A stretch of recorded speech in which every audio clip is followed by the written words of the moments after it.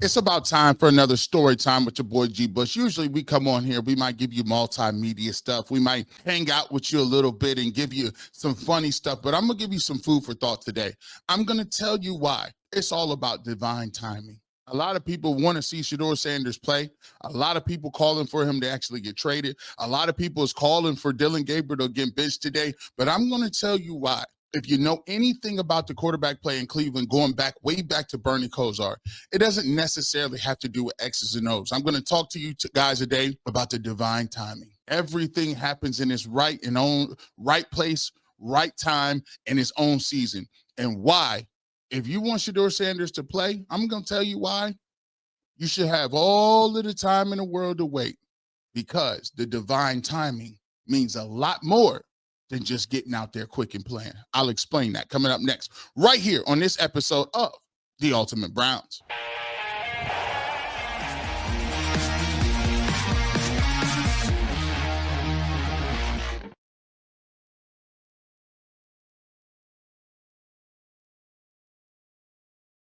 Welcome on into the fastest 30 minutes in all of sports. It's your boy G Bush right here with the Ultimate Browns. Make sure you hit the like button. Make sure you hit that subscribe button. And thank you guys for all your support on the Ultimate Browns. We got a great show for you planned as well. Let's talk about the truth about Deshaun Watson. We talk about divine timing today.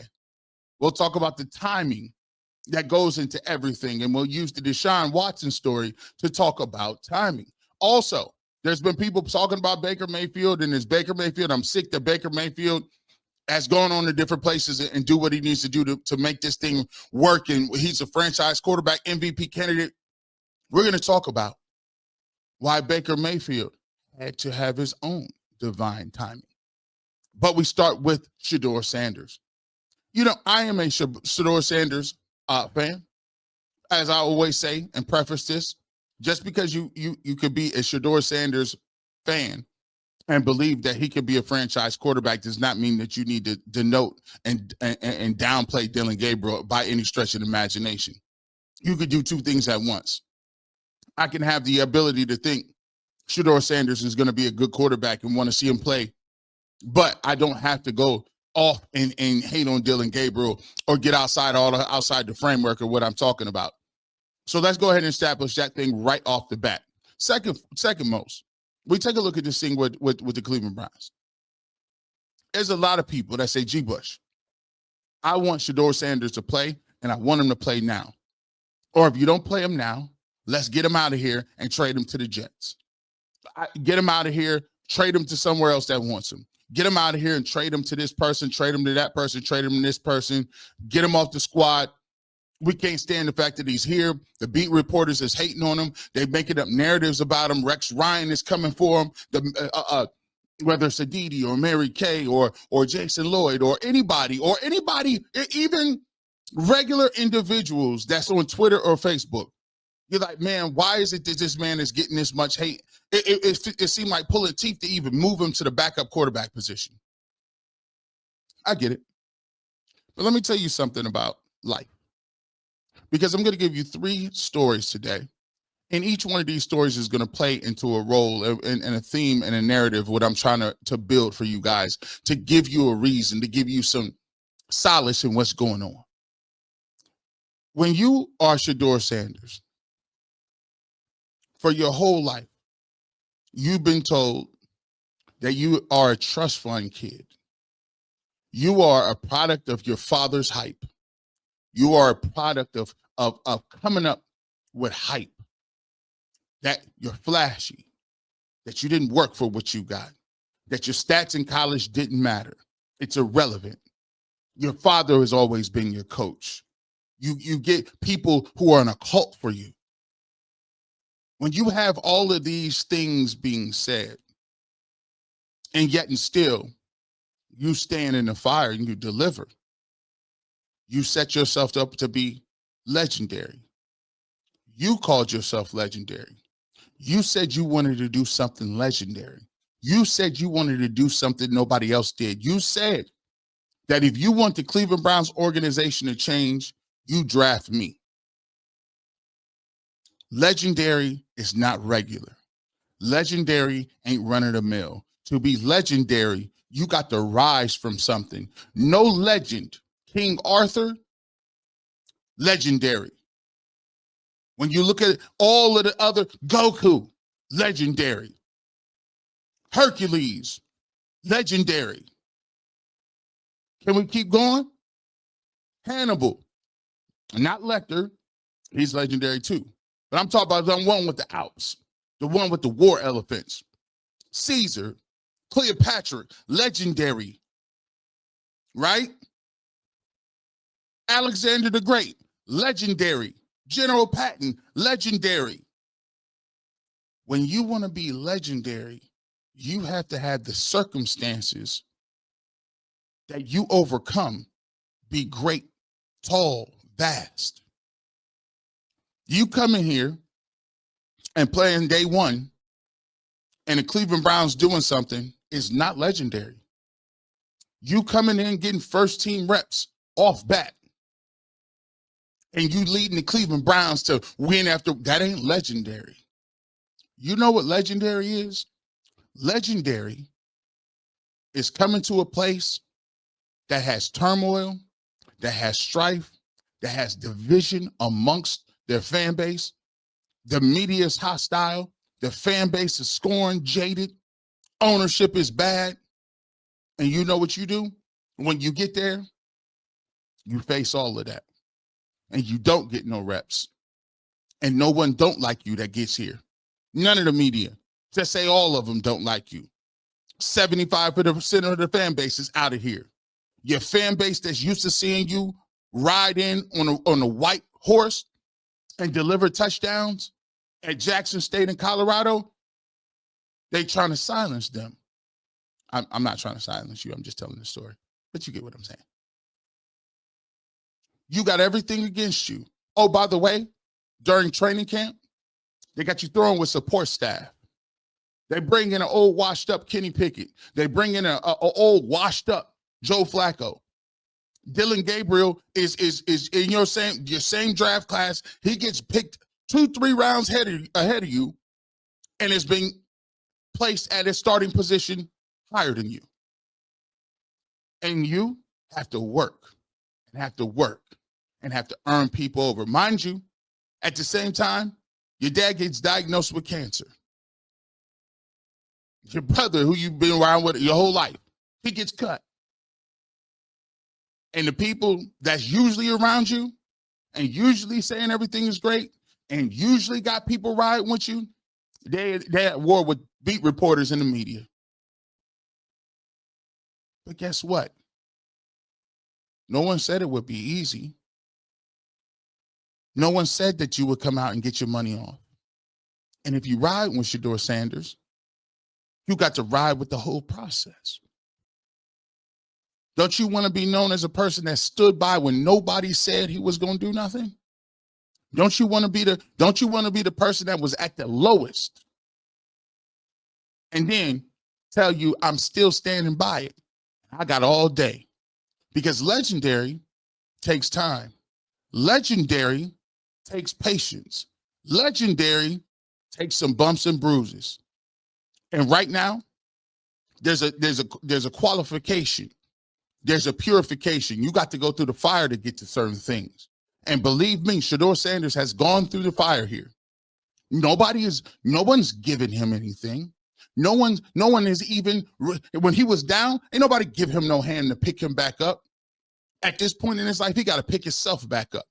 Everything that he's told himself, his confidence, they told him that wasn't it. That confidence is what got you where you at. But now they're saying it's a hindrance to you getting to what you want to do. And the only thing that you got sometimes when you are going through it is your foolish pride that keep you together, knowing that I can do it. But sometimes to grow, you got to be knocked down all the way to the bottom. And it's about divine timing. Not your time, not my time, his divine time. And sometimes you might want something so much for somebody or yourself. And you know what? God got to tell you, nah, that ain't it for you today. I'm glad that he told me no a lot of times, because right now I'm at the place where he wanted me to be. Sometimes he got to tell you no. You ain't ready yet. You ain't seasoned enough. You ain't ready to go through the storm that I want you to go through. You ain't ready to handle the successes I want you to. I want you to look down a little bit. I want you to question life a little bit. I want you to say, why me a little bit? So that guess what? When you do get up, you understood where it came from. You understood the process. You understood what it all means, because it's the journey, not to where you get it. It's the journey.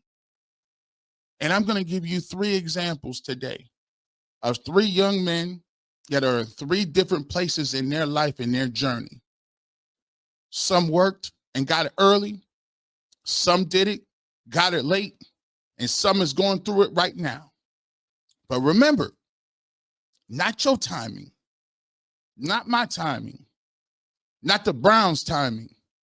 It's the divine timing that matters. Because sometimes you got to get what you need to get in a place that is down so that it equips you at the next part of your battle. It's like a video game. It's like building Mario. Sometimes Mario need a mushroom. Sometimes he need that firepower. Sometimes he needs to get that star and that energy. Sometimes he need the frog suit. Sometimes he need the whistle. I need to skip a couple of steps. Huh? Sometimes he need the foxtail so he can fly over some things. But you got to go through all of the boards to accumulate those tools and traits for you to even be able to beat a boss, a Bowser, let alone King Cooper. You got to have something in your tool belt. And right now, Shedeur Sanders is developing something in his tool belt. You can't send him off to war. He need to have something developed and built up inside of himself that says, here's what I need to be doing. So I could, remember that time when I was throwing to them trash cans and nobody wasn't out there? What did I remember at that time?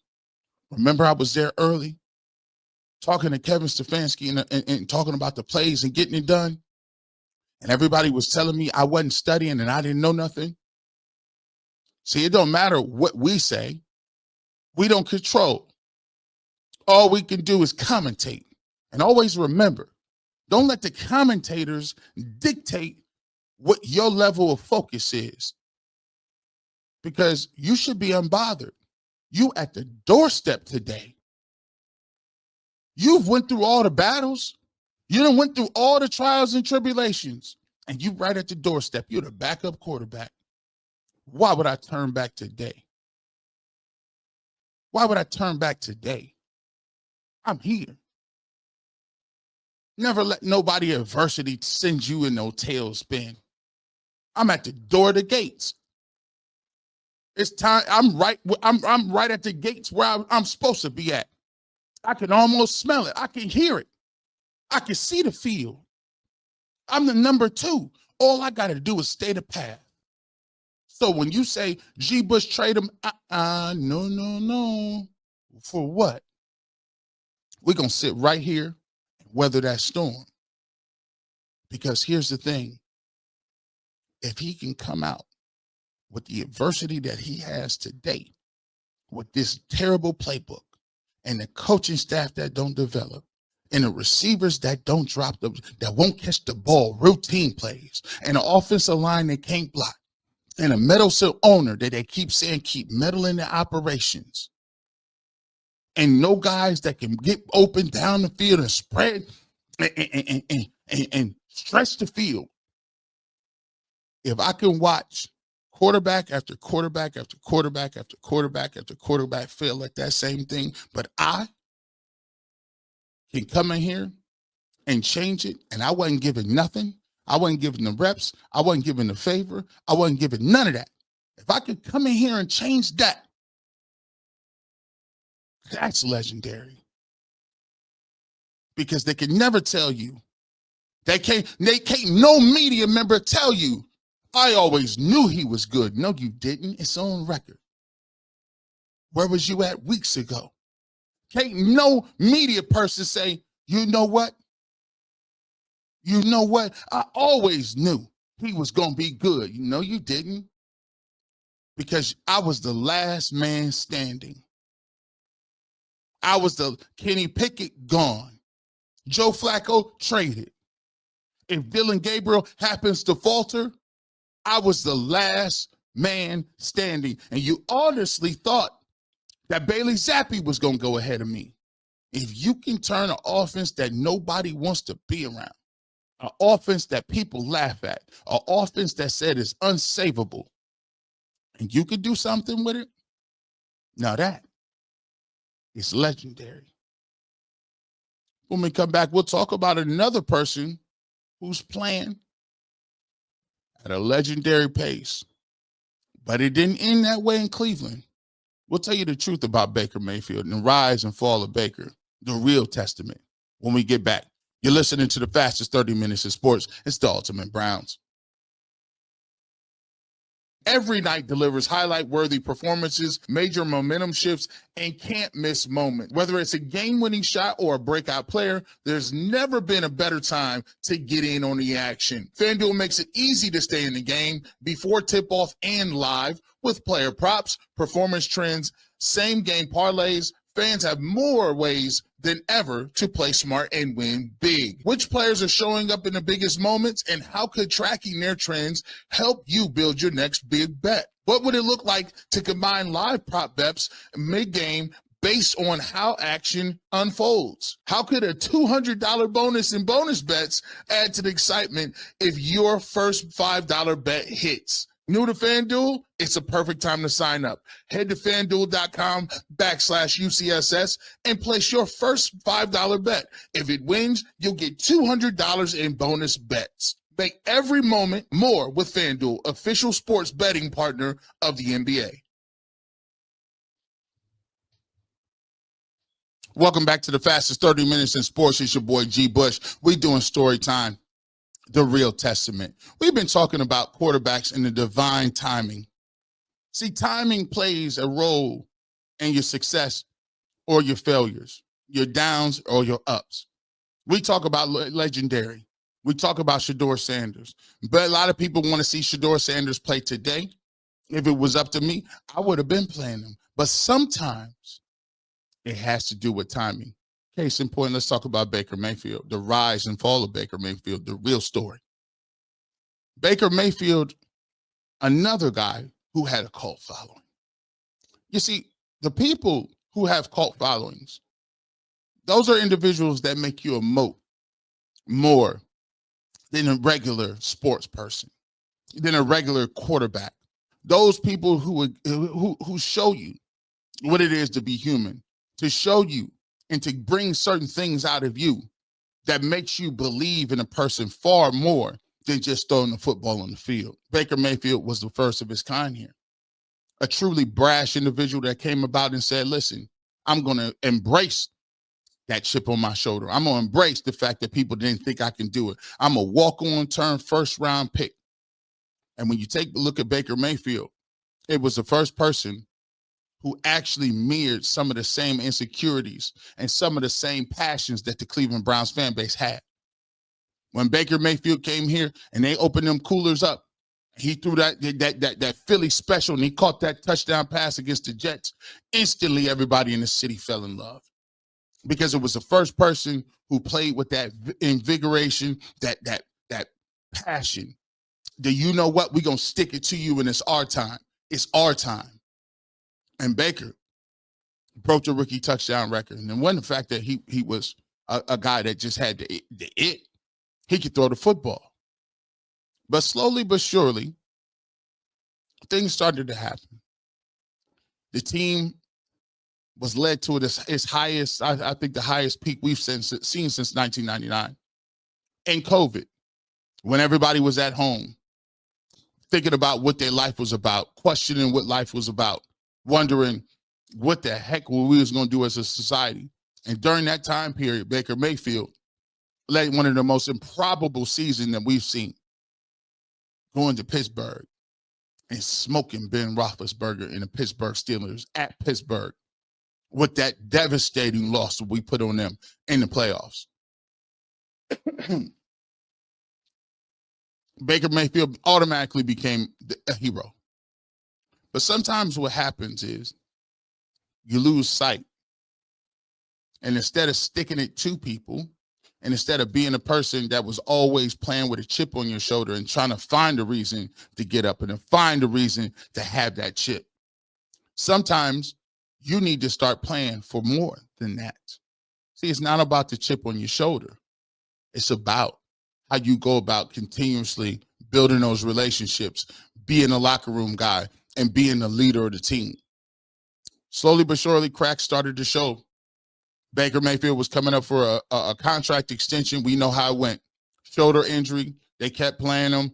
And before you knew it, the guy that led us to the Pittsburgh Steelers win in the playoffs was far from what we had seen. The fan base was divided. Baker Mayfield had a rift with the front office because they wouldn't give him a contract. Baker Mayfield had a slight rift with Myles Garrett because of some of his comments. Baker Mayfield had a rift with a lot of fans. Baker Mayfield and his wife had a lot of rifts with a lot of people. And pretty soon, some of that chip on his shoulder that used to be something that we loved and embraced turned out to be the same thing that divided him and the locker room and the fan base. And pretty soon led to him not returning the owner's calls. Kevin Stefanski cut bait. They thought he was not good. Now, that evaluation on his own, it looks crazy right now, but let's understand something. Baker Mayfield would not be the person he is today without that divine timing. As you can see, people forget the part that's the real truth with Baker Mayfield. He went on to say he would never play for the Cleveland Browns again. He said that. He also said during that time process, he would not return the calls of the owners, would not return the calls of the coaching staff. He made it abundantly clear. In the last game of the season, after he had played injured the entire season, he then said he was allocating for elective surgery. And he said his season was over. He was having surgery. And pretty soon, the last game of the season, he did not play. And Baker Mayfield then, after that season, said it was done. So there's armchair quarterbacks that would like to tell you that Baker Mayfield was the same person he is today. He's not. Baker Mayfield is a much different person than he was back then. And how he got to be the much bigger person is well documented. Let's start with his family. He's where he is right now. It's on paper. His family stole, allegedly, $13 million from him. Now think about that. There's a guy who has a bum shoulder, a guy who was a former first-round pick, a guy who the Cleveland Browns refused to give him a long-term deal, and now in that same offseason, he's finding out that his family stole 13 or a bunch of money. A bunch of money. Just say that. It was double-digit millions. Then throw into the fact that he went to the Carolina Panthers and flamed out. He went to the Rams and flamed out. And eventually had to take a minimum deal and have to fight for the quarterback position in Tampa Bay. At that moment, the fall from grace was there. It was there. Now he's looking up, and his wife and him is moving to Tampa Bay to fight for a position with a considerable amount of money gone out of their bank accounts with no guarantees moving forward, recovering from an injury. Let me tell you something. That timing put him in a position where it humbled him, gave him new perspective, and for the first time, he didn't have a chip on his shoulder because it wasn't somebody else's fault. He had to look at himself and say, either I'm going to come in here and do some work on me and develop the relationships with these people in this locker room and use my energy. I don't have to have a chip that's negative. Let me have the positive. Let me have the positive effect because I want to tell my teammates I care about them. I want to show my teammates I'm passionate and I'm going to ride for them. I'm going to tell my teammates I'm going to pick them up. I'm going to show them this is what it is to play all out all the time. And you know what? That change of energy invigorated the Tampa Bay Buccaneers. They already had people like Mike Evans. They always had Godwin. They've always had guys that can play the game of football. They just needed somebody to put that inspiration in them. And when Baker came down there and transformed his game and transformed his mind state, and he had that clean energy, he was running on that clean, efficient energy, not the gas, not the gas. He was running on pure fusion, clean energy at all times. And you see what it does. Now he's playing like a top 5 quarterback, playing like an MVP. They're saying MVP for him. He's still got that same infectious personality, but the divine timing plays a role in how you move. And Baker, his time wasn't in Cleveland. His promised land wasn't Cleveland. But without Cleveland, there is no Tampa Bay. Without the Panthers and Charlotte and Carolina, there is no Tampa Bay. Without Rams, there is no Tampa Bay. And without him losing a ton of money and feeling like I'm at my bottom barrel lowest moment, there is no Tampa Bay.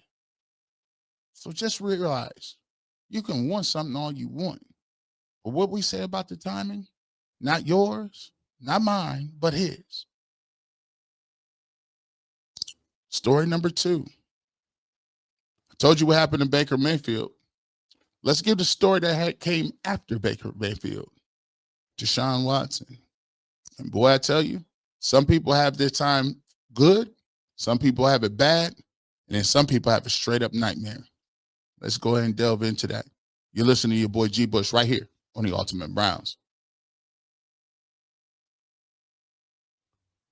Speaking up, make sure you're checking out the Ultimate Browns every single Tuesday right here on the Ultimate Cleveland Sports Show Radio Network. It ain't even a radio. I call it a radio, but radio, television, podcast, we all the above. We appreciate you guys, the listeners, and make sure that you hit that like button and subscribe button. And don't forget, make sure you watch it 9 a.m. to 11 a.m. right here on UCSS, right here on the Barbershop. It is the Barbershop coming up on you every single Saturday. And then, of course, on Sunday, you got the 2-minute warning. Me, myself, Earl the Pearl, Mikey McNuggets on the post-game show. So we doing it big for you, man. We make sure that we get everything squared away from you. G Bush be doing it overtime. So make sure you check us out on Saturdays. Make sure you check us out on Tuesdays, and make sure you watch the most watched post-game show in all the land. It is the 2-minute warning right here on the UCSS network. So we now know what came and what became of Baker Mayfield. But what about the legend of someone who was the replacement of Baker Mayfield? You see, as this thing is unfolding, there was a young kid named Deshaun Watson who was a darling in the NFL. They will tell you today that Deshaun Watson was the villain. He was a quote-unquote alleged criminal and one of the most unliked people in Cleveland sports history. But wouldn't you like to know that prior to that, going back to college in Clemson, his coach called him the Michael Jordan of college football. Yes, the dude that slayed Nick Saban in the Alabama Crimson Tide by himself, seemingly. Deshaun Watson came out, national champ. His name was being mentioned always as the number 1 quarterback. It goes to the Houston Texans. The Browns passed on him one time. Goes to the Houston Texans. And by the way, was known at one point in time as the second best quarterback in the league. Well documented, 4,000 yards. Nobody had nothing on Deshaun Watson. There's no whispers. There was no anything. And then all of a sudden, magically sits out of here. We later go on to see he unfolds in the Cleveland Browns after Baker Mayfield. After Baker Mayfield figures out, you know what we need to do? We got a roster ready to win today. Nick Chubb prime. We still got Denzel Ward and Myles Garrett.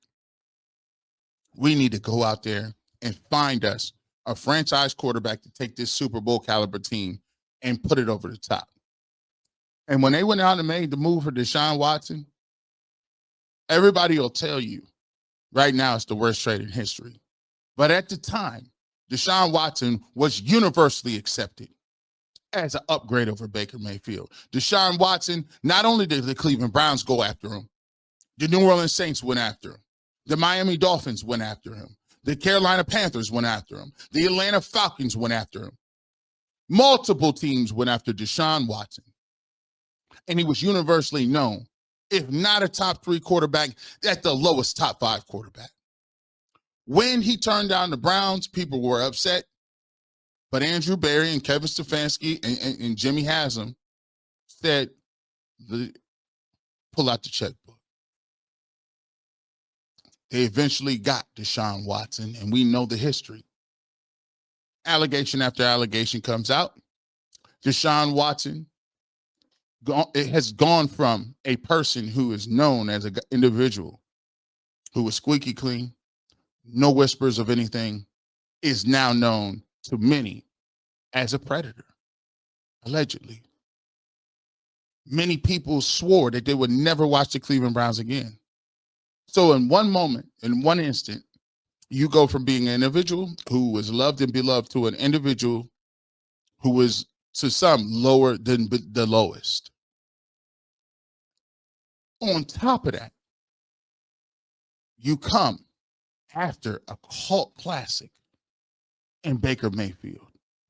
So not only are you known as somebody who has a shady history and a shady past, you are now known as the guy who replaced the guy who people thought was the savior in Cleveland, who has now been banished to other parts in realms.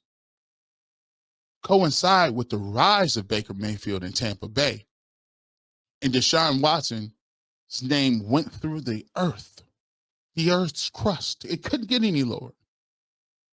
But remember, it's all about the divine timing, right? And that time, Deshaun Watson, and he received his timing early in his career.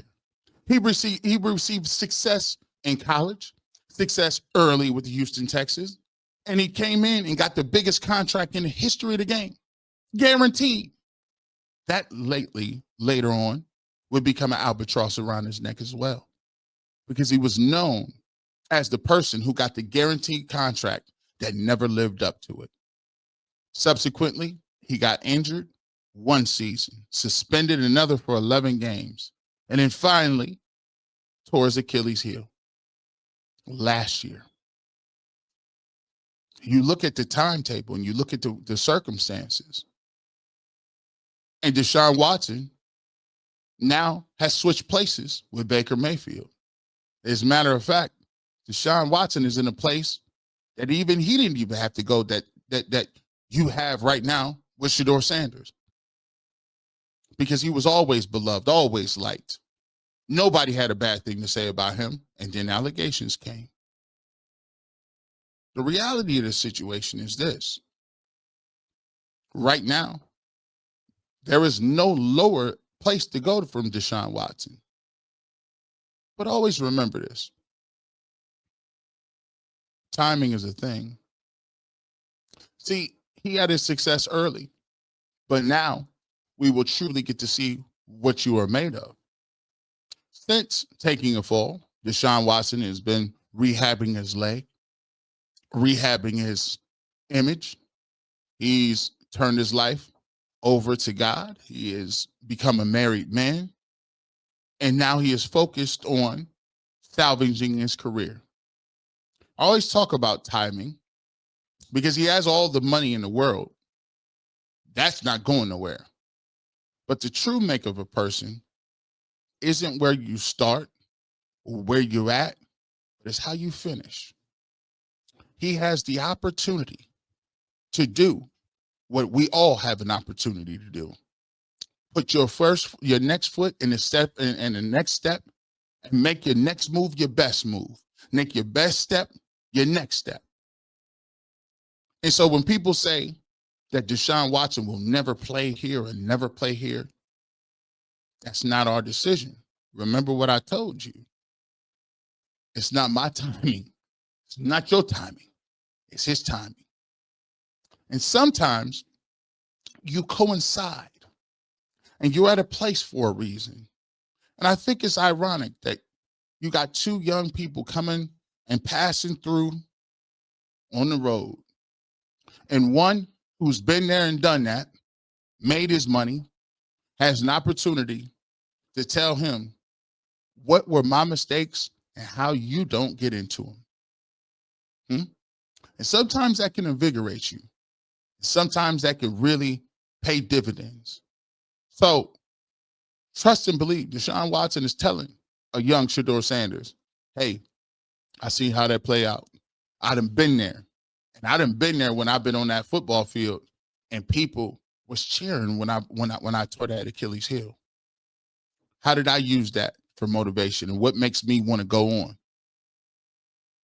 Those are all things we think about. But the thing about the Deshaun Watson trade is we go back and do revisionist history is this. Understand, they say it's the worst trade in history today, but it wasn't universally seen as that then. It's funny how history happens. Sometimes you just need to remind people of it. And if you can remind people of their history, right, you can actually tell them some of the things that could be in store in the future. Once upon a time, there was a guy named Baker Mayfield, and they left him for dead. Turns out he wasn't so dead.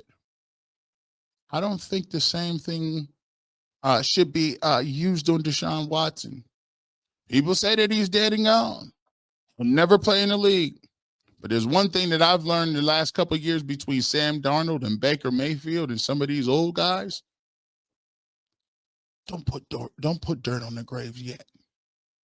It's a funny thing about timing, because when it is in the time and it is in the cards, ain't nobody do nothing to stop it. And with that being said, you never know where G-Mush might show up. Radio, television, or internet. But if you want the fresh cut on sports, you know where to find it, because I keep it real. I keep the clippers and I keep the receipts. Food for thought. You do the dishes. We'll talk to you next time right here on the Ultimate Browns.